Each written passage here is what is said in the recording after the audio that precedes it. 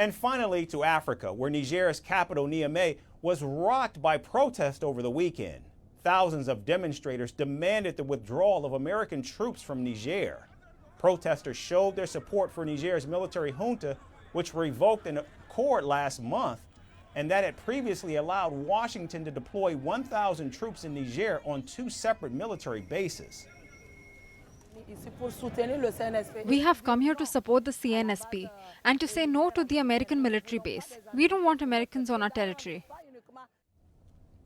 Now, anti-West protests have become a common sight in Niger since the coup last year.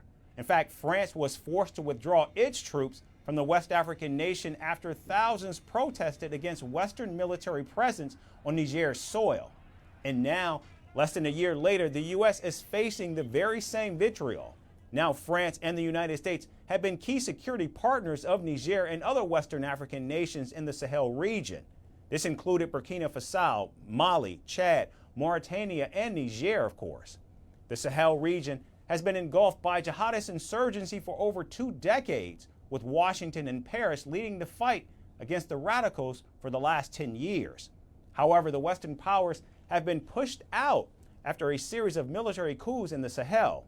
Officials in Niger say that despite allowing French and American troops to operate from their territory, the West African nation was rarely treated as an ally.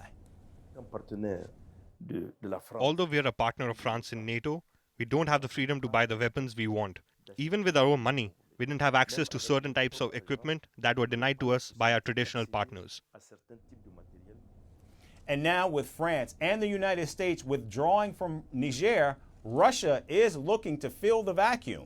In fact, Moscow has sent its senior military advisors to Niger along with an aircraft full of weapons, including surface-to-air missile systems.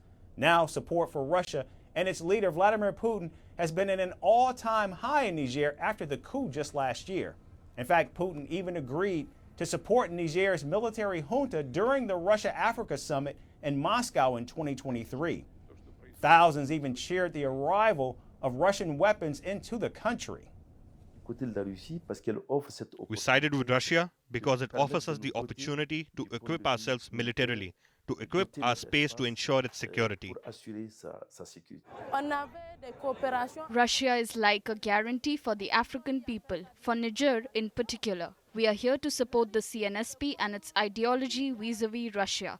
Russia as a country is welcome here. As long as they respect our ideologies, our commitments, we have a win-win cooperation. Even Russian flags have been a visible sight at the anti-U.S. protests in Niger. And now it looks like African nations, and especially their juntas, are in fact picking sides. And amid growing anti-West sentiment, Putin is looking to replace the West, at least in the region. From impeachments to inaugurations, if it's a political story, we are on the scene.